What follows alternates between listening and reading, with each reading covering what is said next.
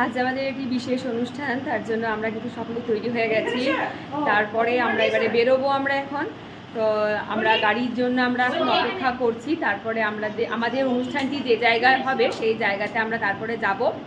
তো চলো, আমরা কিন্তু সকলেই রেডি। একবার সকলকে একবার দেখিয়ে দিই ঝট করে। সেদিন ছিল 8ই মে, শুক্রবার। গোল্ডিরও সকালবেলাতেই পরীক্ষা ছিল। পরীক্ষা দিয়ে এসে তারপরে গোল্ডিকে তৈরি করে আমরাও তৈরি হয়ে গেছি। এখন যাচ্ছি আমরা আমাদের লজের দিকে।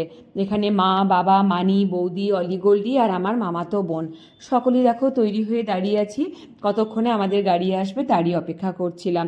আর এদিকে আমার মামার বাড়ি থেকে আমার মামা আর দাদু ওরাও কিন্তু লজের মধ্যেই উপস্থিত হয়ে গেছে। বাড়ি থেকে জেঠিমাও চলে গেছে, মামাতো বোন চলে গেছে, মামাতো ভাই চলে গেছে, বোন দাঁড়িয়ে আছে এখানে আমাদের সাথে একসাথে যাবে বলে। আর আগের দিন যে ট্রেগুলো তৈরি করা হয়েছিল বিশেষ অনুষ্ঠানের জন্য, আজকে কিন্তু সেই তার বিশেষ অনুষ্ঠান। আর কি বিশেষ অনুষ্ঠান, আমরা যখন লজে যাব বা সেখানকার পরিস্থিতি দেখে আপনারাও কিন্তু কিছুটা বুঝতে পারবেন। তো এখানে কিন্তু প্রত্যেকটা ট্রে আমি আমার চোখের সামনে সব কিছুই সাজিয়ে নিয়েছি, যাতে না কোনো ট্রে নিয়ে যেতে না ভুল হয়ে যায়। তা চলো, যখন তৈরি হয়ে গেছি এবারে বেরোনো যাক। চলো, ওখানে গিয়ে আবার দেখা হচ্ছে। আমাদের যেখানে অনুষ্ঠান হচ্ছে সেখানে গিয়ে দেখা করছি। আমরা পৌঁছে গেছি আমাদের যেখানে অনুষ্ঠানটা হবে সেই জায়গায়। আমার কুটির হেসেল ঘরে আমাদের অনুষ্ঠানটা অনুষ্ঠিত হবে। আমরা কিন্তু পৌঁছে গেছি ইতিমধ্যে। আমার কাকু আর কাকিমাও কিন্তু পৌঁছে গেছে লজে। আমার পিসিরা চলে এসেছে, মামারা চলে এসেছে, সকলেই। এবং দুই বাড়ির প্রত্যেকের আত্মীয়রাই কিন্তু সবাই চলে এসেছে। দুই বাড়ি বললাম কেননা আজ হচ্ছে আমার ভাইয়ের এনগেজমেন্ট, তার জন্যই বললাম। দুই বাড়ির প্রত্যেকজন আত্মীয়ই কিন্তু চলে এসেছে। এসেই কিন্তু বসে পড়েছি আগে জলখাবার খাওয়া দাওয়া করতে। আজকে জলখাবারে ছিল লুচি, ঘুগনি আর বোঁদে। কিন্তু লুচির পরিবর্তে আমাদের না মুড়িও রাখা হয়েছিল, কেননা অনেকেই তো লুচি খেতে পারবে না, কেননা লুচি খেলে অনেকের অ্যাসিডিটি হতে পারে, সেজন্য কিন্তু মুড়িটাও রাখা ছিল। তারপরে খাওয়া দাওয়া করে আমরা চলে এলাম আমাদের উপরের হলে, যেখানে অনুষ্ঠানটা হবে সেই জায়গাতেই। কিন্তু সেদিন ছিল কিন্তু মাসিমুনি আর মেসোমশাইয়ের বিবাহবার্ষিকী। আমার ভাইয়ের এনগেজমেন্টের দিনে এটা ছিল। আর ভাইয়ের যেদিনকে রেজিস্ট্রি ছিল সেদিন কিন্তু ছিল আমার বাবা মায়ের বিবাহবার্ষিকী। সেদিন ছিল 24শে এপ্রিল। তখন সেই দিনটা আমার বাবা মায়ের বিবাহবার্ষিকী, এবং ওই দিনেই রেজিস্ট্রির দিনেই ঠিক করা হয়েছিল যে সেদিনই এনগেজমেন্টটা হবে। কিন্তু যেহেতু ইলেকশন ছিল, গাড়ি ঘোড়া কোনো কিছু পাওয়া যাবে না, তাহলে আমাদের বাড়ির সব দূর থেকে আত্মীয়রা সকলে আসতে পারবে না, সেই জন্য কিন্তু ওই ডেটটা ক্যান্সেল করে 8ই মে ডেটটা ফিক্সড করা হয় যে এনগেজমেন্টের জন্য।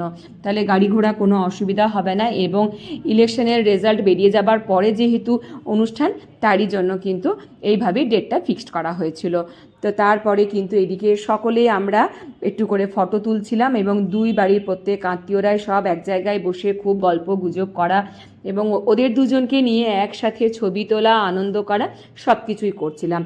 যখন আমার মামার বাড়ির দাদুর সাথে ওরা দুজনের ছবি তোলা হচ্ছিল, তখন কিন্তু আমাদের সকলেরই বলতে গেলে একটু করে চোখের কোণায় জল জমেছিল। কেননা এদিকে আমার মামার বাড়ির দাদু আছেন, কিন্তু আমার দিদা বা আমার দাদু, ঠাকুমা, জেঠু, ওনারা কিন্তু কেউ এখন এই জায়গায় নেই, ওনারা কিন্তু গত হয়ে গেছেন। তাই ওনাদের ওনাদেরকে ভেবে আজকের এই শুভ দিনে ওনারা থাকতেন, তো সত্যি অনুষ্ঠানটা যেন আরও ভালো হয়ে উঠতো। কিন্তু কিছু করার নেই, যারা নেই কি মন খারাপ তো একটু হয়, কিন্তু যারা আছেন তাদেরকে নিয়ে আনন্দ করে অনুষ্ঠানটা খুব সুন্দরভাবেই কিন্তু অনুষ্ঠিত হচ্ছিল।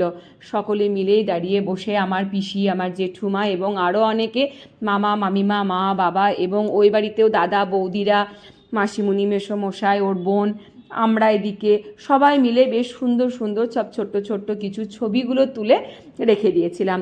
আর এমন কিছু ছবি আছে যেগুলো মনের মণিকোঠায় আটকে যায়, সেই ছবিগুলোই কিন্তু প্রিন্ট আউট করে সেগুলোকে অ্যালবামবন্দি করে রেখেছি। কেননা সেগুলো কিন্তু অবসর টাইমে সেগুলো যেন ঘুরতে ফিরতে পাতা উল্টে যেন একটু দেখতে পারি। সব কিছু ছবি তো আর মোবাইলে সারা বছর বা বছরভর রেখে দেওয়া যায় না, তো সেজন্য কিন্তু কিছু প্রিন্ট আউট করে অ্যালবামবন্দি করে রেখেছি। তারপরে এখানে আমাদের লগ্নপত্রটা পাঠ করা হচ্ছিল।